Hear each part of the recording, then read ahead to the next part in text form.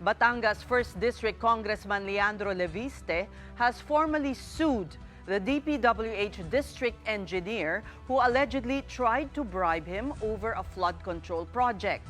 This morning, Leviste stood face-to-face with engineer Abelardo Calalo at the Provincial Prosecutor's Office. The neophyte congressman charged Calalo with charges of direct bribery, corruption of public officials, and violation of the Anti-Graft and Corrupt Practices and Code of Conduct and Ethical Standards for Public Officials. Calalo was arrested after supposedly offering the lawmaker more than 3 million pesos to halt the investigation on DPWH projects in their district. Pinipili lang daw ng congressman ang contractor na nagbibigay ng SOP. Hindi nagkakaroon ng tunay na mga bidding sa DPWH projects. Hindi lang po dapat yung mga employees ng DPWH ang dapat nating hold to account. And I believe with the help of state witnesses, we can catch a bigger fish. And now let's discuss this some more with Batangas 1st District Representative Leandro Leviste, who's supposed to join us live in the studio pero hindi umabot. Hindi nabalik, Congressman. We're happy to talk to you over the phone. Good evening. Good evening, and thank you very much for having me. All right. Well, first is this, how audacious was this district engineer to directly bribe you? Did he not? It was that direct?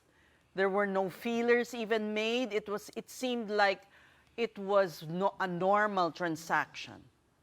To put it in context po, I believe the public would expect that SOP or standard operating procedure is widespread in DPWH. It's just that I'm a first-term congressman and never experienced it firsthand myself. And the 3.1 M that was in a bag that had been offered came with a receipt of 3 projects totaling 104 million pesos, of which 3.1 M was 3%. So while it is currently being covered by the media as a special incident, the giving of SOP for DPWH projects is supposedly something that happens all the time, but not something that I would tolerate in my own district, and hopefully can be less common if the public is more outraged by incidents like this. So you're saying is the way he approached you was like it was very normal. It was a usual practice. Actually, I was able to discuss with him how the DPWH 1st District Office works during that conversation. And he said that most of these projects are not awarded through genuine biddings, that the contractors collude, that the congressman used to choose who the winning bidders are, and that the winning bidder gives an SOP to the congressman. And this, I'm told, is also done in other districts.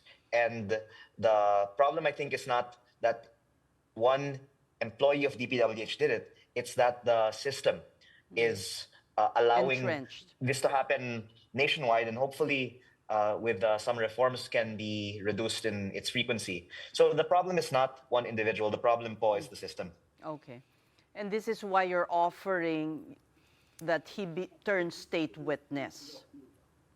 Yes, because it's rare that there is a actual case that is found, because perhaps there are reasons why other people aren't reporting an offer of bribes. But the hope is that we go after the people who are really behind this system. It's not the employees of DPWH.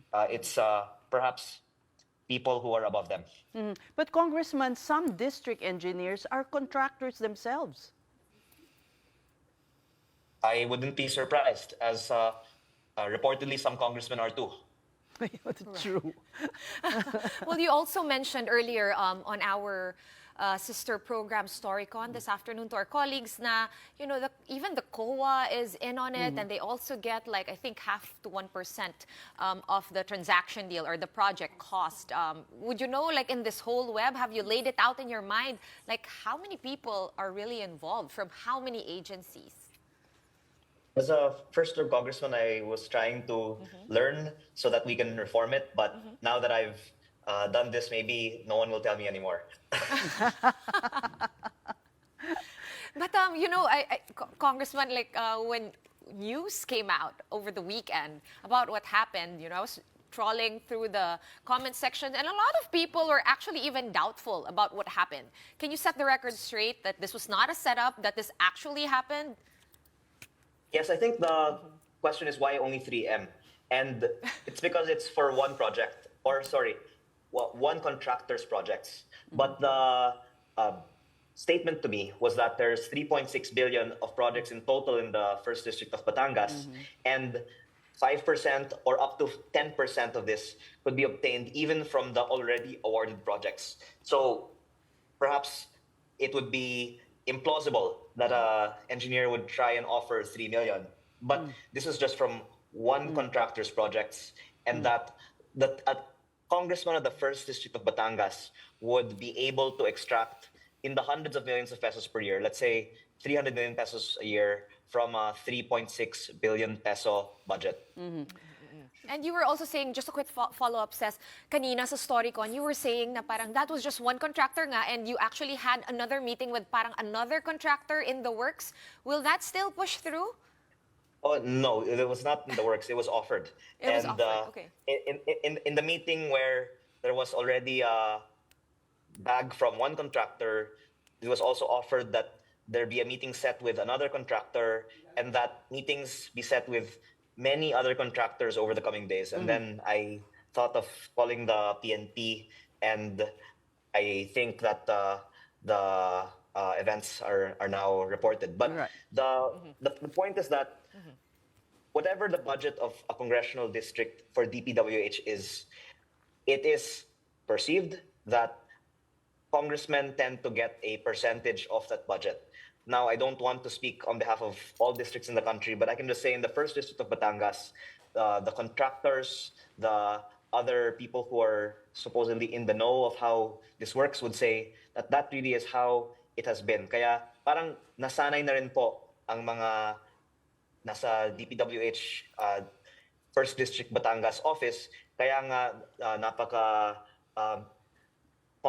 candid sila sa pag-discuss nito sa akin, and they so openly offered this to me because that's how it's always been in the First District of Batangas. So for the district engineer, he was probably shocked that you said no. I mean, he thought this is normal, you would say yes. Yeah. And he even brought evidence against him. I mean, there was money, there was a receipt. Parang he didn't even think that yeah. a no would be an option, right? Yes, the receipt is the surprising part. But as to the offer of cash, he acknowledged that I would be disinclined to partake in that, but had said that this was suporta para sa aking mga programa, referring to the scholarships that I give students in my district. He said that the contractors are natutuwa sa mga itinutulong ko sa mga estudyante. So there's always, of course, euphemisms involved when dealing with these kinds of things. But of course, no one says that this is what it is. They try and couch it in more acceptable language. You said earlier, may bigger fish na sikat na ngayon. What did you mean? Yes, there's a project in my district that the local government of that town questioned the design of. And in an earlier meeting I had with DE, he said that it was malaking tao who designed that project, put it in the DPWH budget, and is the contractor himself for that project. And for my own personal safety, perhaps I would ask not to name names, but the list of projects and winning bidders are publicly available. Okay. All right. You are with the Appropriations Committee, and you also mentioned that the budget for 2026 is 880 million, right, of the DPWH. So how will you tackle this? Because obviously yung budget na yan poison na. Marami ng kung hindi ghost, repeat projects or substandard projects. It would Projects tread not lightly needed. because, of course, Congress is a collegial body and we'd have to defer to the decision of the majority.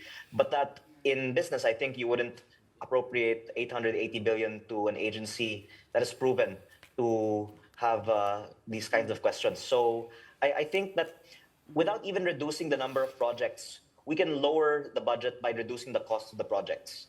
I believe this was done in the time of Secretary Babe Singson.